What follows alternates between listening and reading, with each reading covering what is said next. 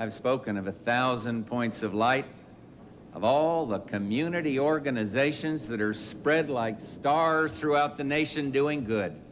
I will go to the people and the programs that are the brighter points of light, and I'll ask every member of my government to become involved.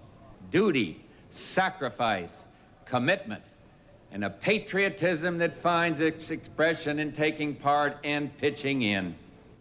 Makes me want to cry. All right, today, the promise of President Bush's 1,000 Points of Light initiative lives on through anyone who is inspired to help others. George Bush's son, Neil Bush, is here today. He's the chairman for Points of Light, a global organization that connects people and helps them get involved. With them are two young ladies who embody the spirit of volunteerism, Maggie and Harper Cunningham, with their nonprofit Books and a Blanket.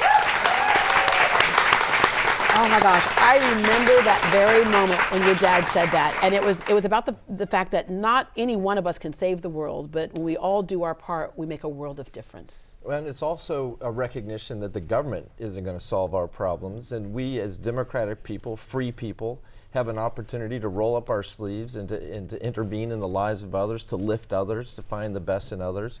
And the volunteer service movement has been growing. When Dad talked about Points of Light, there were 35 million Americans volunteering. Today there are 64 million Americans who work longer hours with more impact.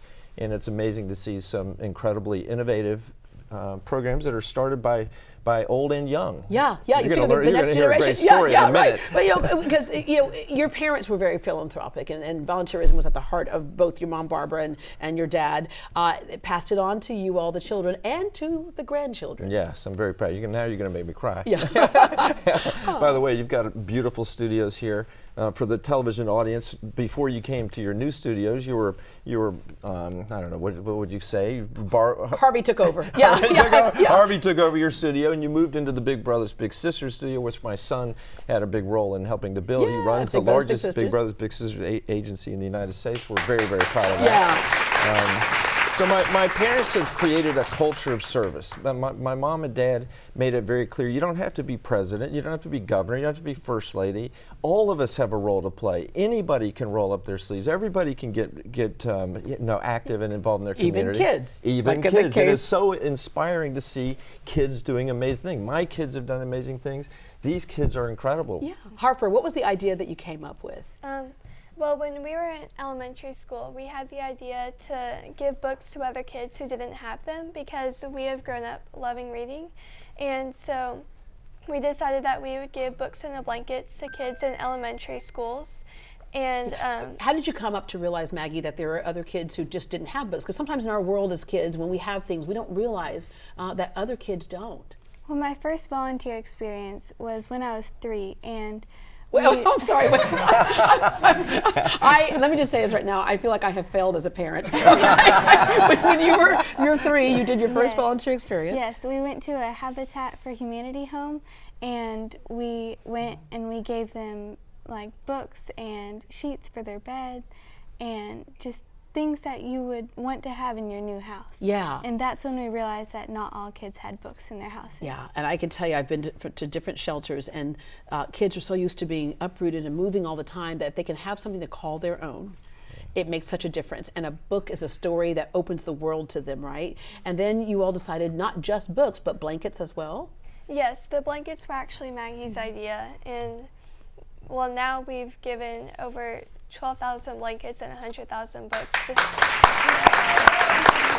That's incredible. That's incredible. It is National Volunteer Week. Yes. And the message you want to get out to people is? Just volunteer. Yeah. Just go to the local volunteer center, work through your corporation, work through your faith institution, work through your school, encourage your friends to volunteer. There's a lot of camaraderie that comes with serving. It's the one thing in a divided world that unites us. So let's use this week to be united in service to others, to try to lift and find the great potential that others have, and lift them to realize their fullest potential. So I have volunteer. Several friends who'll say, okay, but I would love to volunteer. I've got the time and I have the heart. I just don't know what to do. You all can help kind of guide that. Yeah, the Barbara Bush Houston Literacy Foundation has plenty of ideas. I'll put on my other hat, because my mother believed that literacy is a foundational skill, that if you can't read at an age-appropriate level, and you and I have been talking about this for years, then you can't possibly realize your fullest God-given potential. If you go to connect4literacy.org, then you you can find literacy volunteer activities in Houston. If you go to pointsoflight.org, then you can find volunteer activities that are more broadly based. So there's no excuse. You can find it's it. anything. And I remember Google after Katrina, there were a couple friends of mine who said, we don't know what we're doing, but she looked over, she gathered up all of her fingernail polish, and she went down to the Astrodome, and she goes, we just started painting people's toes. You know, but what that was it was a connection. It was, I see you, we're here for you, we will help you, right? And then she goes, first it was the women, then the men started coming. You paint my toes too? Sure, I'll paint your toes. It was a human connection. Yeah, I mean, during Harvey, there was thousands of people came out to help those in need. We shouldn't wait for a catastrophe. There's a catastrophe that's happening in our backyard in this city. Too many people are failing to learn to read. All of us are given that potential. And it's not just reading. Poverty's become too deeply entrenched. There are solutions playing out everywhere. And we should add capacity to these organizations doing great work by volunteering. Yeah, yeah. Harper, how does this work if kids want to get books in a blanket?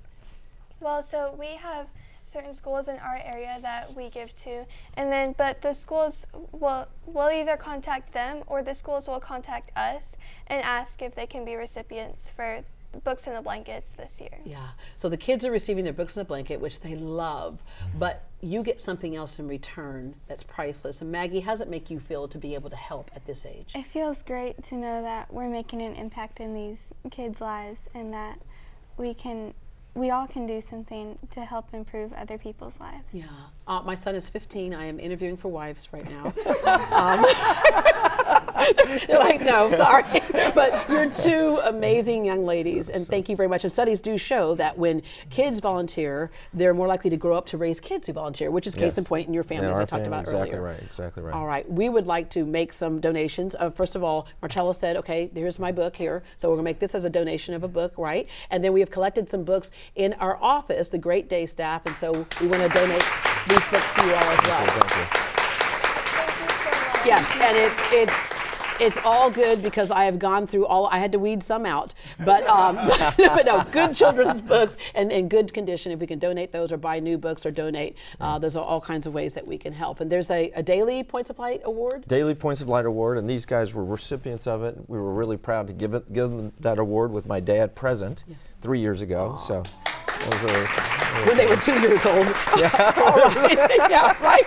Okay. To find a volunteer opportunity or nominate a volunteer for a Daily Point of Light award, visit pointsoflight.org. Thank you so much. Thank you.